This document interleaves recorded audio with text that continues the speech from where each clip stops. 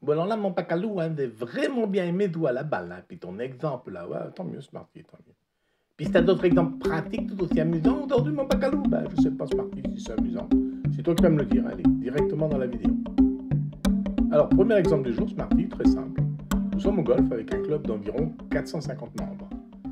Deux des joueurs discutent d'une rumeur qui commence à se répandre tout doucement.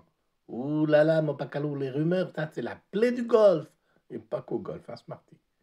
Et donc chaque joueur, au courant de la rumeur, la diffuse dans le jour qui suit à un de ses amis, un qui n'était pas encore au courant. Du coup, la question Smarty, c'est la suivante. Au bout de combien de temps, plus de la moitié du club aura-t-il entendu parler de ce truc? Ouh là là, mon pacalou, mais je sais pas. Eh bien, mettons-y un peu de méthode alors. On va calculer les différents termes, le premier, et puis voir si un modèle se dessine, devient évident ou pas, mon pacalou, ou pas, Smarty. Alors on démarre avec la personne qui lance la rumeur, le jour 0. Bah, U0 égale 1, hein, il n'y a qu'une seule personne qui est au courant. Chacune des personnes au courant, une seule ici, donne l'info à une personne. Donc une personne en plus sera au courant à la fin de ce jour, c'est-à-dire U1 égale 2 fois U0. Donc on aura deux personnes au courant à la fin d'un jour. Maintenant, chacune de ces deux personnes ici donne l'info à une personne qui n'était pas encore au courant. Donc U1 plus U1, 2 fois U1. Du coup, U2 vaut 4. Maintenant, chacune de ces 4 personnes donne l'info à une personne qui ne savait pas. Donc exactement U2. Et donc, ça fait U3 égale U2 plus U2, 2 fois U2, 2 fois 4, 8. U3 égale 8. Et maintenant, devoir, mon bacalou, devoir. En fait, à chaque fois, tu as simplement multiplié par 2. En effet, Smarty. Et donc, eh bien, il s'agit d'une série géométrique de raison 2, mon bacalou. Mais oui, Smarty, très bien. Et donc, la formule est U de n plus 1 égale 2 fois UN. Et donc, de manière générale, U de n égale 2 à la puissance n. Excellent, Smarty, excellent. Du coup, maintenant, tu peux répondre à ma question. Quelle question, mon pacalou? Eh bien, celle au bout de combien de temps plus de la moitié du club aura-t-il entendu parler de ce truc, Smarty? Eh bien, le premier n pour lequel un sera plus grand que la moitié de 450, donc je veux 2 à la puissance n qui soit plus grand que 450 sur 2, c'est-à-dire plus grand que 225. Oui, c'est bien ça, Smarty. Et donc, ce n, hein, eh bien, je vais calculer. U de 0 égale 0, et égale 1, en fait. U de 1 égale 2, U de 2 égale 4, U de 3, 2 fois 4, 8. U de 4 et 2 fois 8, 16. U de 5, 2 fois 16, 32. Puis après, des U de 6 qui est égal à la U de 6, ça fait 2 fois 32, 64. U de 7, 2 fois 64, oh, ça commence à être compliqué là. Ça fait 128. U de 8, c'est 2 fois 128, 256. Ça y est, c'est plus grand, c'est plus grand. Donc c'est n égale 8 au bout de 8 dos, mon pacalou. Bah, très bien, c'est parti. Alors on peut aller plus vite en fait, hein, en passant par les fonctions logarithmiques.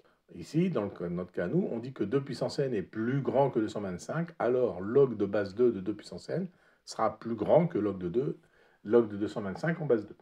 Ça veut donc dire que selon la célèbre formule, on aura n log de base 2 de 2 puissance n, le n passe devant, donc c'est n log de 2 qui est égal à n fois 1, puisque log de 2 en base 2 est égal à 1. Donc n sera plus grand que log en base 2 de 225. Et ça, je prends ma calculatrice, ça vaut environ 7,81. Et donc oui, pour passer à l'entier supérieur, c'est bien 8 comme tu l'as calculé. Bah oui, mon pacalou, ça s'est calculé moi. Oui, oui, je t'accorde. Bien, alors on va tenter un deuxième exemple, assez simple lui aussi, la désintégration radioactive. Oh là là là là, c'est dangereux le nucléaire, mon pacalou. Oui, oui, mais c'est aussi très pratique. Par exemple, pour la datation au carbone 14, pour dater les objets organiques anciens.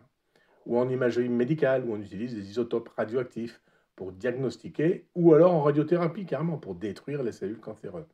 Oui, c'est quand même bien utile, mon pacalou, c'est d'accord, mais c'est quand même dangereux. Oui, c'est parti. Alors on va essayer de déterminer le temps passé pour qu'il ne reste plus que 1% des atomes initiaux à cause, ou grâce à, mon pacalou, oui, grâce à cette désintégration radioactive. C'est un processus qui est aléatoire, en fait, qui affecte les noyaux atomiques instables. Chaque noyau a une probabilité de se désintégrer spontanément à un moment donné, et la probabilité est constante dans le temps, et caractéristique de chaque type, chaque genre de noyau. Ah bon, mon pacalou? Oui, oui, Smarty. Alors du coup, la loi ressemble à un truc du genre n autant t, eh bien, le nombre de particules hein, qui reste, autant t, c'est égal à n de l'instance 0, exponentielle de moins lambda t, donc avec nt, le nombre de noyaux radioactifs restant autant t, en jours par exemple. Hein.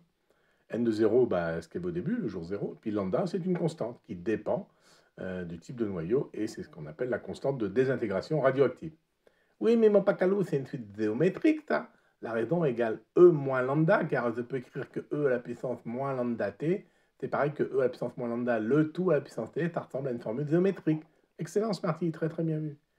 Donc maintenant, on sait que la demi-vie du carbone 14, c'est d'environ 5730 ans, Smarty. Que vaut lambda? C'est quoi la demi-vie, mon pacalou? Bah, c'est le temps qu'il faut pour que la moitié des particules se soient désintégrées, Smarty. Et bien donc le temps t, on en est ici, pour lequel l'exponentielle de moins lambda t égale 1,5. C'est ça, mon pacalou? Oui, oui, c'est ça, Smarty. Ah ben, il va falloir utiliser tes logarithmes, là encore, mon pacalou. Ah oui, oui, j'en ai peur, Smarty. Bon, détail.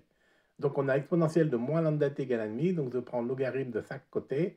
Logarithme de exponentielle de moins lambda t égale logarithme de 1,5. Mais logarithme de exponentielle de moins lambda t, je peux faire sortir le moins lambda t. Il reste moins lambda t fois logarithme de e qui vaut 1.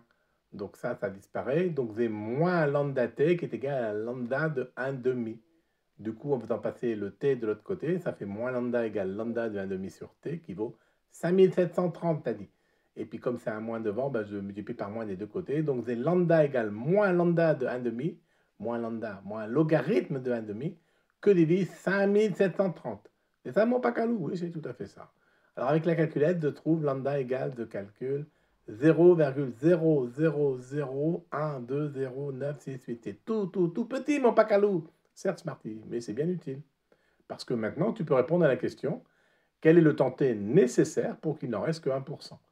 Eh bien, je veux maintenant que e à la puissance moins lambda t égale 1%, c'est-à-dire 1 sur 100. Donc, je veux logarithme, en passant par les logarithmes, logarithme de l'exponentielle de moins lambda t égale lambda, logarithme de 1 sur 100. Donc, je fais la même formule que tout à l'heure, moins lambda fois t fois logarithme de e égale logarithme de 1 sur 100. Logarithme de e, c'est 1, ça disparaît. Et donc, je trouve que t est égal à moins logarithme de 1 sur 100 que divise lambda qu'on vient de calculer. Et lambda de 1 sur 100, je prends ma calculatrice, je fais le calcul, j'obtiens 38 000 ans. C'est très long, mon pacalou. Eh ben oui, en effet, c'est très long. Allez, c'est tout pour aujourd'hui. Je te donne rendez-vous à la prochaine vignette pour voir encore d'autres exemples utiles à base de suites ou de séries. Puis surtout, continuons de nous amuser ensemble dans nos aventures mathématico-physico-golfiques, Smarty. Des hâtes, mon pacalou, des hâtes.